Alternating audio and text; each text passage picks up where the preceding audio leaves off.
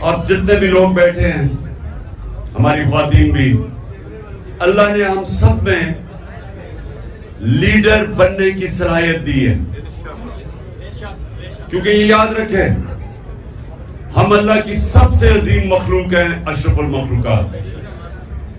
تو جب اللہ نے فرشتوں کو کہا کہ انسان کے سامنے جھکو، اور جب ابلیس نے انکار کیا تو اللہ نے کہا فرشتوں کو کہ تمہیں بھی نہیں پتا کہ میں نے انسان کو کتنی صلاحیتیں دی ہوئی ہیں.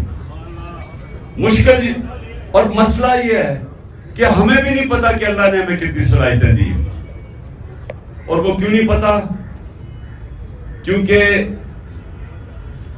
ہر انسان کے سامنے دو راستے ہوتے ہیں. آپ جب نماز پڑھتے ہیں تو آپ صرف ایک چیز مانگتے ہیں کہ اللہ ان کے راستے پہ لگا جن کو تو نے نعمتیں بخشی. اس راستے پہ نہیں جو تباہی کا راستہ ہے. تو جو تباہی کا راستہ ہے، نوجوانوں سنو، یہ ہاتھ ادھر نہ لاؤ، سنو میری بات.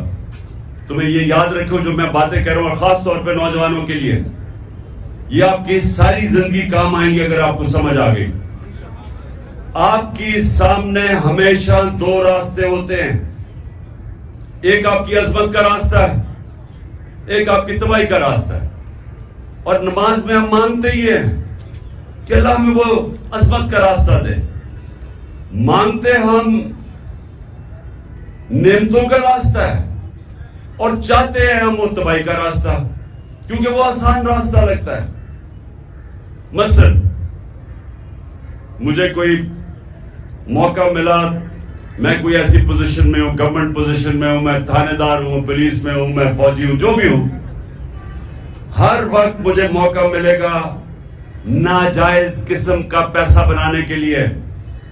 لگے گا وہ آسان راستہ ہے، رشوت دوں گا ایک دم پیسہ آ جائے گا، لیکن وہ آپ کی تباہی کا راستہ ہے. جس وقت آپ وہ آسان، جو آپ کو راستہ آسان لگتا ہے وہ لیں گے، وہ اصل میں آپ کی تباہی کا راستہ شروع ہو جاتا ہے. کیونکہ قرآن کی ایک اور آیت ہے کہ جس چیز کو سمجھتے ہو تمہارے لیے بری ہے وہ تمہارے لیے اچھی ہے، اور جس کو تم اچھی سمجھتے ہو وہ بری ہے. اس کا کیا مطلب ہے؟ کہ جب آپ سمجھتے ہیں کہ یہ بڑا آسان طریقہ پیسے بنانے کا، آپ اپنا ضمیر بیچتے ہیں، وہ آپ کی تباہی کا راستہ شروع ہو جاتا ہے. جو لیڈر ہے وہ ہمیشہ وہ راستہ لیتا ہے جو اللہ کہتا ہے کہ تمہاری عظمت کا راستہ ہے. اور وہ راستہ کس کا ہے؟ کس کا راستہ ہے؟ وہ کس کا راستہ؟ دنیا کے سب سے عظیم لیڈر نبی صلی اللہ علیہ وسلم کا راستہ ہے.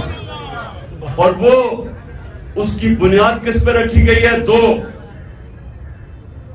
دو کیریکٹرسٹکس کے اوپر اس کی بنیاد رکھی گئی ہے لیڈرشپ کے راستے میں: صادق اور امین. سچ بولنے والا اور انصاف کرنے والا.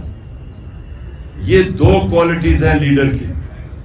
جو بھی آپ میں سے لیڈر بننا چاہتے ہیں یہ یاد رکھیں، آپ کو یہ دو چیزیں، سچائی، جھوٹا لیڈر نہیں ہو سکتا. جب جھوٹا لیڈر ہوتا ہے تو وہ لندن میں جو بھاگا ہوا وہ بن جاتا ہے. لیڈر سچ بولتا ہے. سنیں، روزہ کھلنے والا ہے. سنیں، میں نوجوانوں کے لیے کہہ رہا ہوں، یہ آپ کی ساری زندگی یہ میری باتیں یاد رکھنا. اگر آپ کی پرواز اوپر ہونی ہے، اقبال کا شاہین بننا ہے، جس کا بڑا نام ہوگا، جو اپنی فیملی کا بھی نام اٹھا دے گا، جو دنیا یاد کرے گی اس کو، وہ نبی صلی اللہ علیہ وسلم کے راستے پہ چلے گا. صادق اور امین، سچ بولنے والا. اور قرآن میں ہے کہ اگر اپنے ماں باپ ان کے خلاف، اپنے خلاف بھی اگر آپ کو انصاف کرنا پڑے، آپ انصاف کریں. اتنا زیادہ زور اللہ نے انصاف پہ دیا ہوا ہے.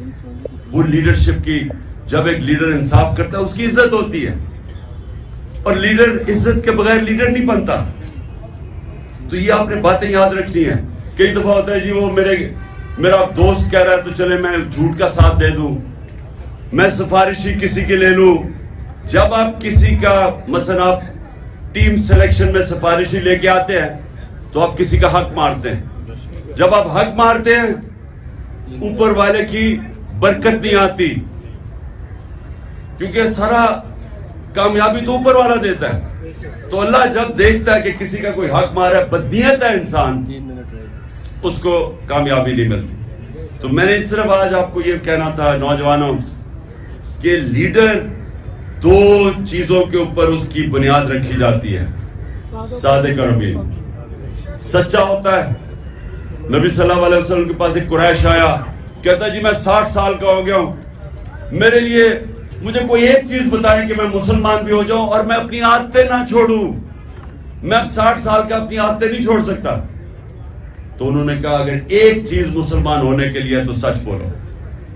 سچ میں بڑی طاقت ہے, کیونکہ اللہ الحق ہے, اللہ سچ ہے.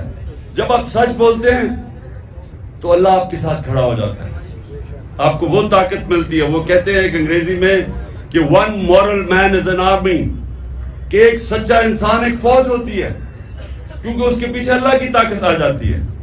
اور دوسرا یہ جو انصاف کرنا ہے, یہ یاد رکھیں کہ وہ ایک ابن خلدون کا اس نے کہا کہ میرا تجزیہ ہے, بہت بڑا عالم تھا, کہتا میں نے جو سارا قرآن پڑھی ہے میرا تجزیہ یہ ہے کہ اللہ نے انسان کو زمین پہ بھیجا ہی ایک وجہ سے ہے کہ انصاف کرو, میری زمین پہ انصاف کرو. یہ دو چیزیں یاد رکھیے نوجوانوں, ان دو چیزوں پہ کھڑے رہو, آپ کی معاشرے میں عزت بڑھنی شروع ہو جائے گی. گاؤں کے اندر ایک لوگوں کو پتہ چلے جی وہ آدمی ہے, جو بھی مسئلے ہوتے ہیں وہ ادھر پہنچ جاتے ہیں ان کے مسئلے حل کرنے کے لیے, وہ سچا آدمی اور صادق اور امین ہے. سارے گاؤں اس کی عزت کرتی. نبی صلی اللہ علیہ وسلم کی نبوت سے پہلے سارے مکہ کے لوگ جانتے تھے کہ وہ صادق اور امین ہے. ابھی نبوت نہیں ملی تھی, لیکن یہ خطاب تھا کہ وہ سچا اور ایماندار اور امانتدار آدمی ہے. اس لیے یہ یاد رکھنا کہ دنیا میں اوپر جانا ہے. اچھا یہ سچ بولنا آسان نہیں ہے, مشکل ہوتا ہے, طاقتوں کا سامنا کرنا پڑتا ہے. آپ کے اوپر یہ جو گھر کے اوپر حملے ہو جاتے ہیں, ٹیئر گیس شیلنگ ہو جاتی ہے, لیکن یہ کوئی فکر نہیں, کیونکہ ہمارے نبی صلی اللہ علیہ وسلم نے بڑی مشکلوں کا سامنا کیا تھا. لیکن پھر ان کی جو آج عظمت ہے, اس لیے ہم آج جان دینے کے لیے اس لیے تیار ہیں کہ ان کے کیریکٹر کی وجہ سے کہ وہ رائے حق پہ کھڑے رہے, اور آخر میں ساری دنیا ان کے ساتھ ہوگی. دعا کریں گے اور پھر انشاءاللہ روزہ کھولیں گے.